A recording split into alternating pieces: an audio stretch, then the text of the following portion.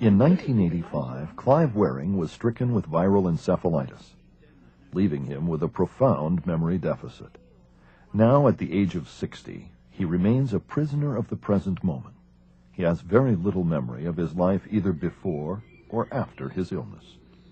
Because of concern for his safety, it has never been possible for Clive to live independently. He initially spent 7 years in a London hospital, 7 months in a general medical ward, and the rest of the time in an acute psychiatric ward. At the time, Britain had no long-term residential facilities for individuals with brain injury. In 1989, Ticehurst House Hospital, located in rural England, opened a specialized brain injury rehabilitation service.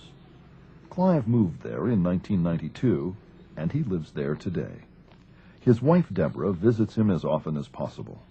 His memories of her and his feelings for her make these visits very emotional for them both. I knew you were coming. I could see you through the window. What we try to provide for Clive is a quiet, calm atmosphere, basically because he has no memory for events leading up to the current moment. Anything which really places a demand to know what's happening is upsetting for him. So he doesn't like going to places where he's unfamiliar. He doesn't really like visiting local towns or visiting places where there are lots of people, because for him, he will keep waking up, as he puts it, in these strange places, not knowing where he is.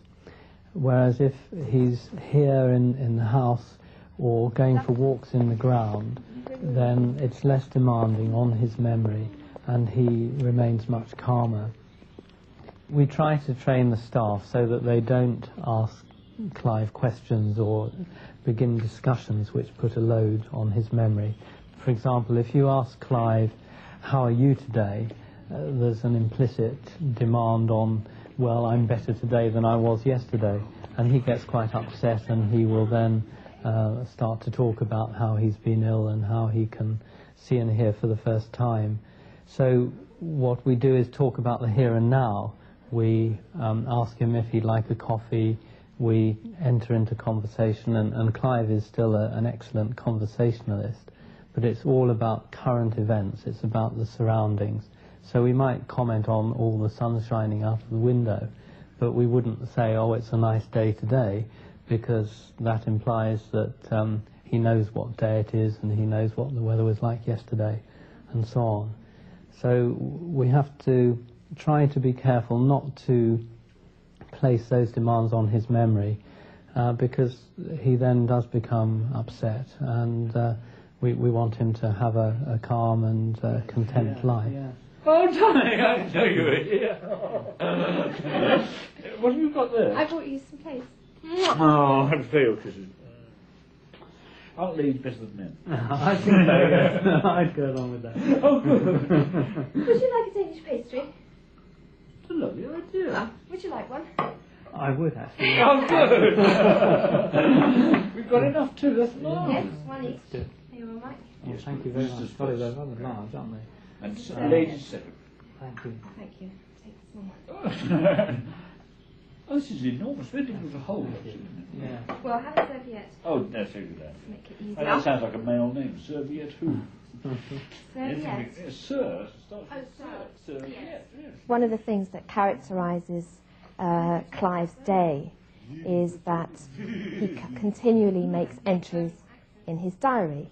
Now, I say makes entries in his diary rather than keeps a diary, because in fact he's not keeping the diary. It is an inner compulsion to record the momentous event of waking up, because Clive's perception of his own condition is that because he has no memory whatsoever up to the current 10, 20 seconds, or maybe half a minute, depending on whether there have been distractors, any proactive interference. On the whole, his conscious working span memory is that current minute. So everything else behind the minute is blank. So everything until now is unknown and is void. So he uses the analogy of feeling as if he has just woken up. He says it's like just waking up for the first time. It's like just becoming conscious. It's as if I have been unconscious for however many years.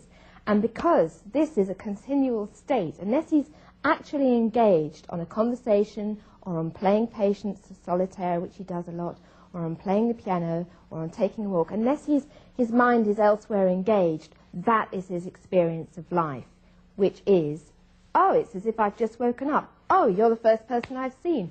Oh, I haven't, you know, and it's this amazement that from, I mean, can you imagine what would it be like if you were unconscious and you just came to, but you didn't have a lot of people around your bed saying, oh, you've been unconscious, you're in hospital. You've just got people eating a meal or watching TV as if nothing has happened. So he is habituated to that condition. He realizes that it's not surprising, but he uses that as an analogy for the experience of having no memory. It's as if I've just woken up. And because for him it is momentous, he has to write it down. And he has to write it down on any available surface. If the diary is in front of him, he will write it down there. He will record the time, 10:50 a.m., awake first time, 10, and then he looks at the previous entry, which was 10:48 a.m., awake first time, and he says, no, I wasn't awake then. That wasn't me. That wasn't proper awakeness. This is the first real awakeness. So he goes through the diary, scoring out previous entries and underlining the current new entry, because this now is the real awakeness. All the previous awakenesses are unknown to me. So what he's saying something about ego. He's saying something about identity. He's saying, I know now. I know this moment now. I have no conscious recollection of those previous entries in my handwriting, though I acknowledge obviously they were me. Therefore, this is the real awakeness, and you have to take notice of that. So he'll underline it many times. And what's interesting is that over the years, as the diaries have stacked up, the pages have become written in a more and more frenzied way, as if to say it's really important that you take notice of this. Just as a prisoner has to scratch the fact of his existence on the prison cell wall. I was here today, and I'm alive now. The world, you have to know this. That's what Clive is doing with his diary. And I think he's actually telling us something quite important about his perception of his condition. And he is the best eyewitness for his condition.